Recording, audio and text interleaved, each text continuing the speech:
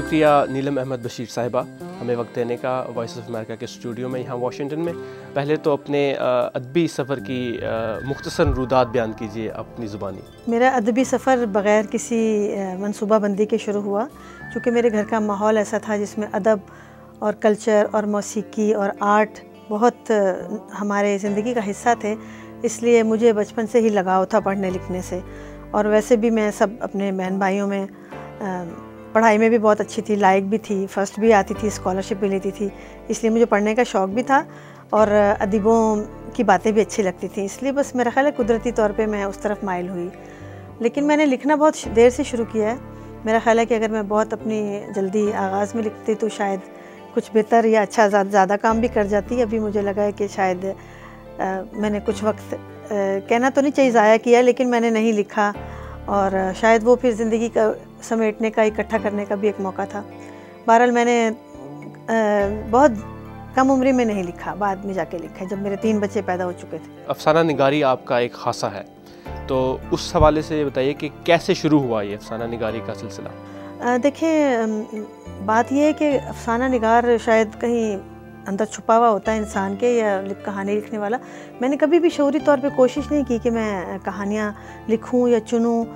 बस मुझे इर्द गिर्द चीज़ें नज़र आती थी और नज़र सबको आती होंगी, लेकिन जैसे मेरे जहन में वो बनती जाती थी कि स्टैक हो रही हैं कहानियाँ, तय दर तय शेल्फ़ों में सज रही हैं।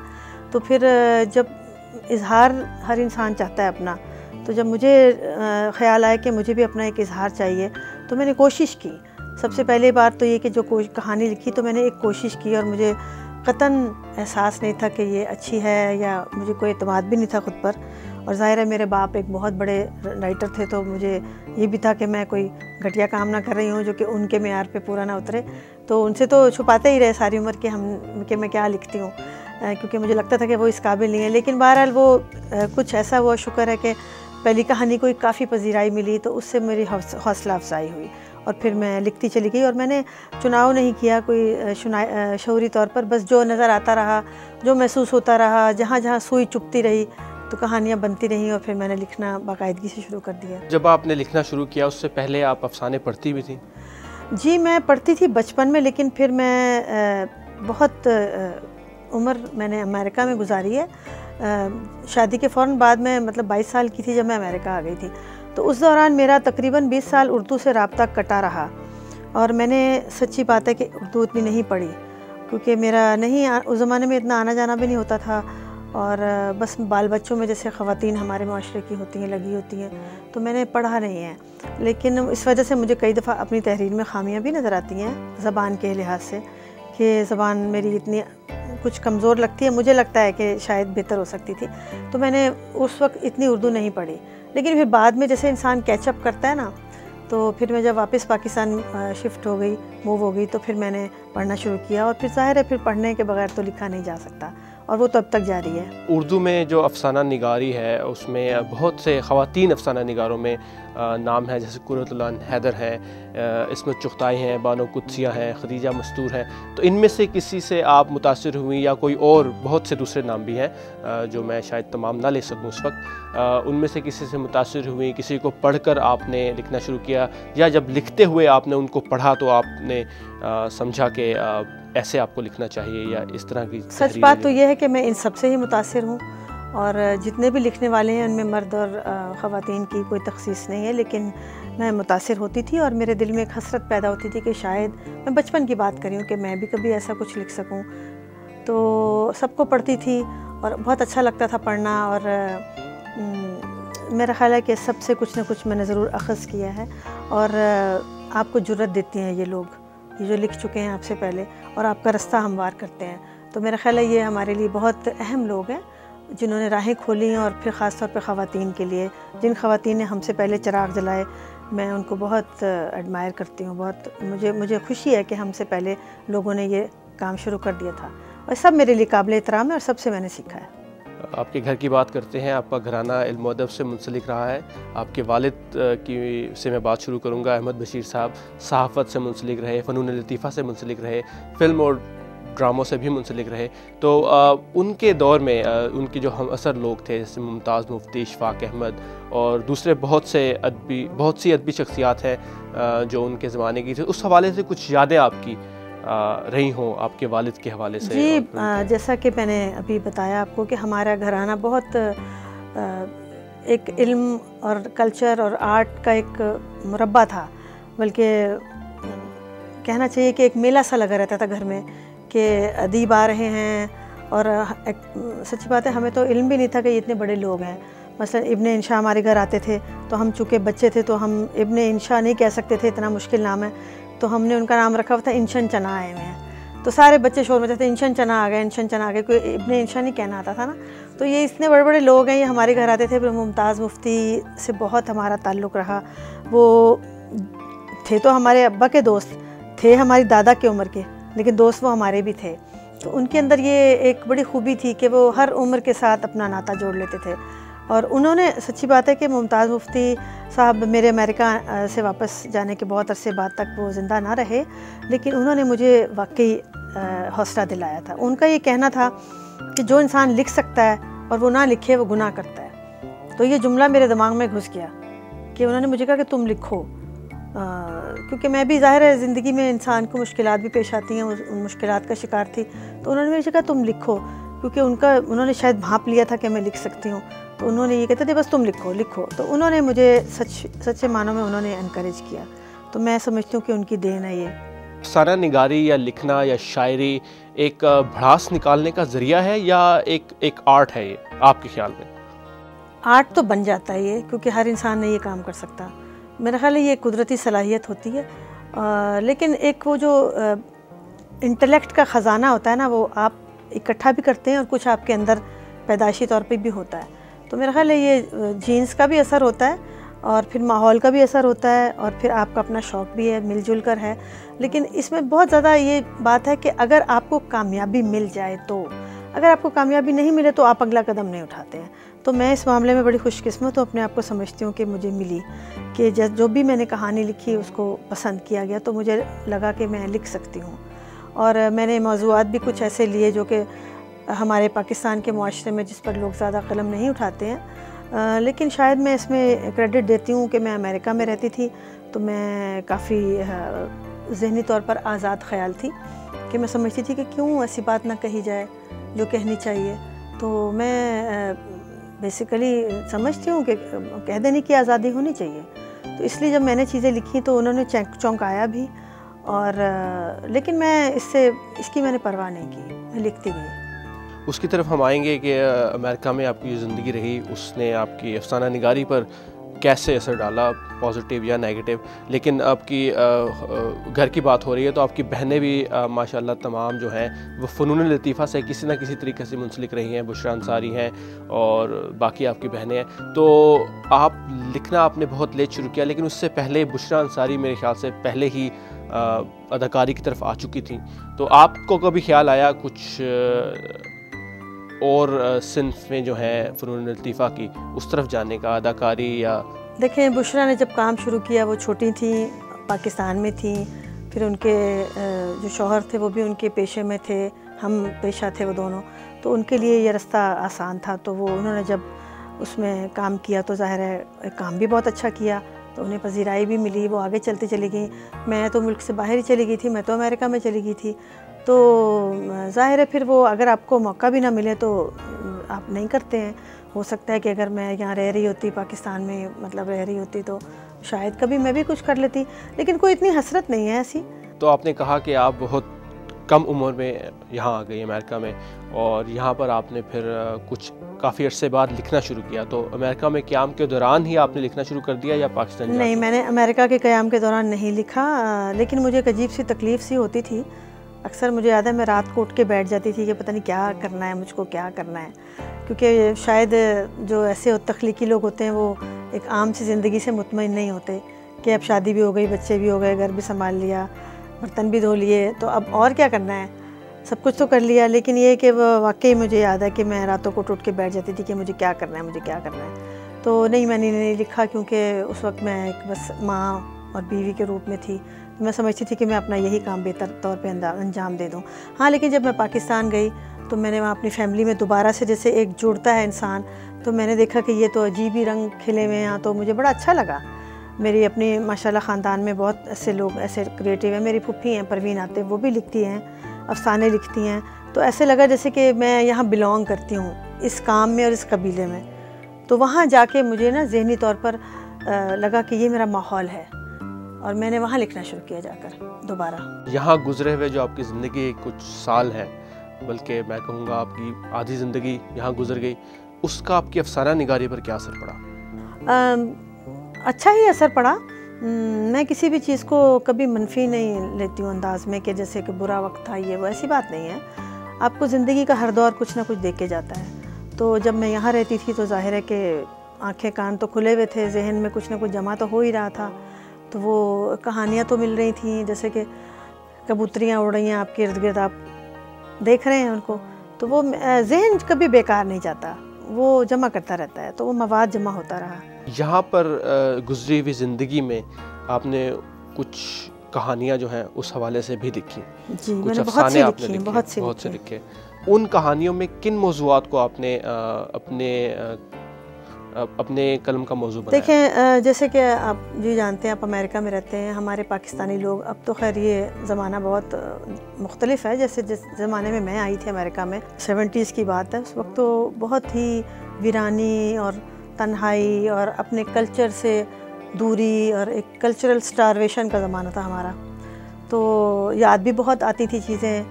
तो हम तो दालें देख के इमोशनल हो जाते थे कि दाल नज़र आ गई है या नमक मिर्च नज़र आ गया। तो मतलब उस ज़माने में नए नए सब आ रहे थे लोग। अब तो खैर यहाँ एक दुनिया आबाद है पाकिस्तानियों की और अपने माशरे की। तो लोगों की कहानियाँ जो हमारे इर्द गिर्द के थे, हमारे दोस्त थे, हमारे मिलने वाले थे, और अभी तक वो कहानियाँ मिलती हैं। जब मैं आती हूँ मुझे लोग मिलते हैं तो कहानियाँ मिलती हैं, क्योंकि कहानियाँ तो लोगों की होती हैं। तो अच्छा ही असर पड़ा उस पर। इस वक्त जो आप देखती हैं कि यहाँ पर जो पाकिस्तानी आबाद हैं और जो पाकिस्तानी इस वक्त पाकिस्तान में है, उनके जहनी ख्यालात में कितना फ़र्क है एक मुआशरे के लिहाज से? आप क्या फ़र्क देखती हैं? अमेरिका एक बहुत ही अजीम मुल्क है। यहाँ बहुत ज़्यादा इंसानों को सहूलियात दी जाती हैं, उनके हकूक़ पूरे किए जाते हैं, और इसीलिए ये हमसे पाकिस्तान से इतना आगे और इतना तरक्की याफ्ता और इतना हाकिम है दुनिया पर, क्योंकि इन्होंने बहुत कुछ अपने लोगों के लिए किया है। तो मुझे अफसोस होता है कि हमारे मुल्क में अभी तक हमें वो राइट्स नहीं मिल सके, जिसकी वजह से हम भी एक मुआशरे में इनके हम कदम होते हैं, और इसीलिए हम अभी तक इनके ज़ेर दस्त रहते हैं, और इनकी कफ़ालत पे हमारा अभी भी वो इन्हसार रहता है। तो मैं जब समझती हूँ कि यहाँ से हमें सीखना चाहिए, इन लोगों से हमें सीखना चाहिए काम कैसे किया जाता है, ज़िम्मेदारी कैसे पूरी की जाती है, अपने सच के साथ कैसे ज़िंदा रहा जाता है, क्योंकि यहाँ लोग सच बोलते हैं, सच करते हैं, ईमानदारी से काम करते हैं। हमारे माशरे में ये है कि नाम हम लेते हैं इस्लाम का, लेकिन काम हमारा बिल्कुल ऐसा नहीं है जिस पे हम फ़ख्र कर सकें। हम सिर्फ नाम के मुसलमान हैं, क्योंकि हमारा किरदार कुछ नहीं है ना। तो ये चीज़ें मैं देखती हूँ तो तज़ाद, तो ये तो मुल्क जन्नत है, जहाँ मगरिबी ममालिक हैं, जो कहीं भी चले जाएँ आप, इंग्लैंड चले जाएँ, ना ये झूठ बोलते हैं, ना ये दगा देते हैं आपको। तो हाँ, अगर आपको इनकी तकलीफ़ होती कि ये हाकिम है, तो इसलिए हाकिम है कि इन्होंने इल्म पे और अपनी वसाइल पे और अपनी टेक्नोलॉजी पे हम पे बरतरी हासिल की है। तो हम भी क्यों ना पढ़ें? हम लोग तो तालीम पे 2% अपना बजट लगाते हैं। तो ये चीज़ें बड़ी तकलीफ़ देती हैं कि हम हमेशा कासा हाथ में थामे रहते हैं। क्यों? अगर हम क्या इंडिया की तरह नहीं हो सकते? क्या हम चाइना की तरह नहीं हो सकते? क्या हम कोरिया की तरह नहीं हो सकते? उन्होंने भी तो हमारे जितने वक्त में आज़ादी हासिल की है, वो कहाँ से कहाँ पहुँच गए हैं। तो हम लोग किस चीज़ के पीछे पड़े हुए हैं? हम लोग एक नाम नेहाद मज़हब के पीछे जा कर के सिर्फ जहाद करके, और हम लोग समझते हैं कि हम सच पे अपने कायम में नहीं है। आपका किरदार होना चाहिए, आपका अमल होना चाहिए। तो मैं तो इस माशरे की बड़ी इज़्ज़त करती हूँ। इस तरक्की याफ्ता दौर में जबकि दुनिया एक ग्लोबल विलेज की शक्ल इख्तियार कर रही है और लिखने लिखाने का जो रुझान है वो कम होता जा रहा है, ख़ास तौर पर नौजवान नस्ल में, तो इस वक्त आप पाकिस्तान में अफसाना निगारी का मुस्तकबिल क्या देखती हैं? और पाकिस्तान में, और फिर जो नस्ल हमारी यहाँ परवान चढ़ रही है मगरिबी ममालिक में या पाकिस्तान से बाहर, उनके अंदर? ये तो सूरत हाल इतनी हौसला अफजा नहीं है, मैं झूठ नहीं कहूँगी। अफसाना निगारी या अदब या उसका रुझान कम है, कम से कम हमारे पाकिस्तान में। मैं ये नहीं कहती कि यहाँ अमेरिका में तो लोग पढ़ते हैं, यहाँ तो अब हर जगह लोग पढ़ते नज़र आते हैं। इन्होंने लिटरेचर से अपना राब्ता नहीं तोड़ा, नाता कायम रखा है। हर जगह लोग आपको पढ़ते नज़र आते हैं। तो ये जो हम इल्ज़ाम देते हैं कि कंप्यूटर आ गया है और ये टीवी आ गया है तो हम लोग नहीं पढ़ते, इसके लिए आपको एक शौक़ और लगन की ज़रूरत है। और अगर आप, क्योंकि सहल पसंदी भी है ना इसमें, कंप्यूटर ऑन किया सब कुछ आपके सामने है, टीवी ऑन किया सब कुछ आपके सामने, तो आप अपने जहन को मौका नहीं देते कि वो लिटरेचर पढ़ कर, अदब पढ़ कर उससे ज़िंदगी सीखे। आपके फिंगर टिप्स पे एक जादू आ गया है, आप एक टच करें टच बटन पे तो सब कुछ मिल जाता है। तो ये सहल पसंदी है। इस लिहाज से मैं नहीं समझती कि अफसाना निगारी का मकसद, मुझे नहीं पता कि कोई है या नहीं है, लेकिन इस मकसद से हम अपना काम नहीं कर रहे हैं। शायद 50 साल बाद हमारी किताबें भी नहीं रहेंगी, हम तो रहेंगे ही नहीं, शायद कोई जाने का भी नहीं कि अदब क्या चीज़ था, मुझे नहीं पता। लेकिन मुझे अफसोस होता है कि ये शायद चीज़ें हमारे माशरे में कम से कम डूब रही हैं। इस वक्त कुछ जो लिखारी हैं, जो नौजवान जो आगे आना चाह रहे हैं या लिखना चाह रहे हैं, या ऐसे नौजवान हैं, लड़के और लड़कियां जो इस तरफ आना चाहते हैं, लिखने का उनके अंदर शौक़ है, लेकिन कुछ मुआशी मजबूरियों की वजह से या कुछ जो हमारे माशरती मजबूरी हैं उनकी वजह से वो लिख नहीं पाते, तो उनके लिए कोई पैगाम देना चाहेंगी, कहना चाहेंगी उन्हें? मैं ज़रूर कहना चाहूँगी कि आप जो भी वक्त मिले उसको ज़रूर पढ़ें। सबसे पहले तो पढ़ना बड़ा ज़रूरी है ना, लिखना तो बाद में आता है। जब पढ़े बगैर लिख नहीं सकते आपको, क्योंकि आपके पास इल्म नहीं होता, और इल्म के बगैर आप क्या लिखेंगे? आपको जब दुनिया का पता ही नहीं है, यू हैव टू नो कि हो क्या रहा है दुनिया में। और अब ये भी बात है कि अब वो ज़माना नहीं रहा कि हम अपना जो अदब है उसमें सिर्फ एक ही तरह की बातें करें, या ख़याली बातें, या रोमानी बातें, या तसव्वुराती बातें। अब हमें हक़ाइक़ इतने संगीन हो चुके हैं कि अभी हम उनसे नज़र नहीं चुरा सकते। तो आपके आसपास इतनी चीज़ें हो रही हैं कि आप, आज का अदीब जो है अपने आप को अलहदा नहीं कर सकता, उसको इसके साथ अपना राब्ता रखना होता है, क्योंकि आपके पास एक हसास दिल है, सोचने वाला जहन है। तो आप कैसे सोच सकते हैं कि इधर एक तबाही आ रही है और इधर मैं गुल और बुलबुल की बात करूं? तो ठीक है, आप जिसको शौक़ है वो ज़रूर पढ़े, लिखे भी ज़रूर। मैं इसको ये नहीं कहती कि ना करें आप, लेकिन आप अपना लिखें, अपना काम करें। देखें दुनिया में अज़ल से लोग काम कर रहे हैं, रह भी जाता है, मिट भी जाता है, तो नहीं तो ना सही, लेकिन लिखें आप, पढ़ें भी।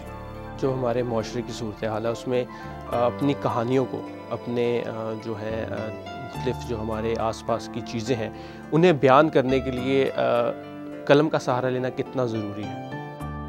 क्यों नहीं, आप लिखें। आप, हो सकता है आपके लिखे हुए अल्फाज का किसी पे असर हो जाए, कहीं कोई दिल थोड़ा सा कबूल कर ले आपकी तहरीर को, आपके ख्याल को, कोई किसी को आप झंझोड़ सकें, क्यों नहीं?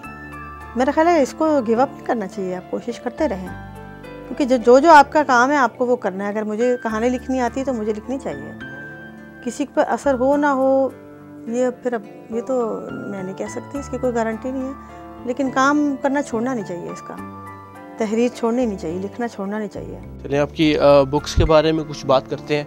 तो ये आपकी किताब है गुलाबों वाली गली, ये आपकी पहली किताब थी? जी, ये मेरी पहली किताब थी। और ये कब आई? ये तकरीबन 91 में आई थी, और उसके बाद मेरी और किताबें भी आई हैं, जुगनू के काफ़िले, ले सांस भी आहिस्ता, सितमगर सितंबर जो मैंने 9/11 के वाक़े पे लिखी थी, और ये एक थी मलिका। आखिरी जो ये आपकी आखिरी किताब है? अभी तक आखिरी अफसानों का मजमुआ है। अभी मेरी हाल ही में एक नई किताब आई है जिसका नाम है 4 चांद। तो वो मैंने शख्सी खाके लिखे हैं, उसमें 4 चांद में मेरी 4 बहनें यानी समेत मेरे अपने ज़ाती भी लिखे हैं, और लोगों के भी खाके हैं। तो वो भी हाल ही में आई है। आखिरी जो आपकी किताब थी एक थी मलिका, उसमें आपने बहुत सी कहानियाँ अमरीकी माशरे से उठाई हैं, जो कि हमारा डायस्पोरा है पाकिस्तानी अमेरिकन से। तो ये कहानियाँ जो है उस वक्त की हैं जब आप यहाँ रहती थी, या अभी? नहीं, देखिए मैं आती जाती रहती हूँ ना, तो फिर कहानियाँ तो मिलती रहती हैं। ये तो जब भी आती हूँ कुछ ना कुछ मिलता ज़रूर है, कहीं भी आप जाएं आपको कुछ मिलता है, अगर आपके पास देखने वाली आँख है।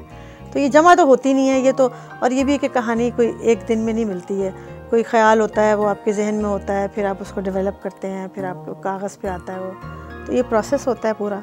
तो जमा होती रहती हैं चीज़ें, जब वक्त होता है लिख लेती हूँ। कई कहानियाँ तो शायद 10-10 साल से जहन में थी जो बाहर आई हैं, तो इसमें मिली जुली हैं, अमेरिका की भी हैं, पाकिस्तान की भी कहानियाँ हैं।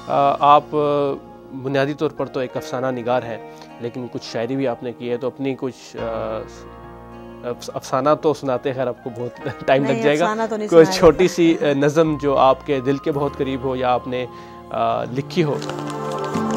ये एक नज़म है, इसका नाम है खुदकुश बम्बार लड़के से। मैं बताती हूँ, कहीं वो तुम्हें भी बेख्तियार गले से न लगा ले। अरे मेरे मुन्ने का भी तो यही नाम है, अभी अभी जो इसी रास्ते से स्कूल गया है, जिस पर तुम जैकेट पहने जा रहे हो, तुम्हें मिला तो नहीं? उसके अब्बू भी इसी सड़क की पुलिस चौकी पे पहरा दे रहे हैं। अब्दुल कयूम रोज़ सुबह उनसे गले मिल के जाता है, तुमने उन्हें देखा तो नहीं? खुदारा उन्हें अपना नाम न बता देना, कहीं वो तुम्हें भी बेख्तियार गले से न लगा ले। खुदकुश बम्बार बनते हैं तो ख्याल आता है कि ये तो हमारे भी बच्चे हैं ना, हमारे बच्चे हैं, ये तो मेरा बच्चा भी हो सकता है। ये तो ये इनको आलाकार बनाया हुआ है और इस्तेमाल कर रहे हैं और इंसानों को कत्ल करवा रहे हैं, तो इन बच्चों तक कैसे बात पहुंचाई जाए? तो ये हम ज़ाहिर है लिखने वाले हम लोग तो इन चीज़ों से बड़ा दुख जाते हैं ना, दुख होता है कि ये क्या हो रहा है। नीलम अहमद बशीर साहिबा, बहुत शुक्रिया हमें वक्त देने का और यहाँ आने का वाशिंगटन से। मुझे बहुत खुशी हुई आपसे मिलकर और यहाँ आकर, इतना अच्छा आपका प्रोग्राम है, बहुत बहुत शुक्रिया आपका। खुदा हाफिज़।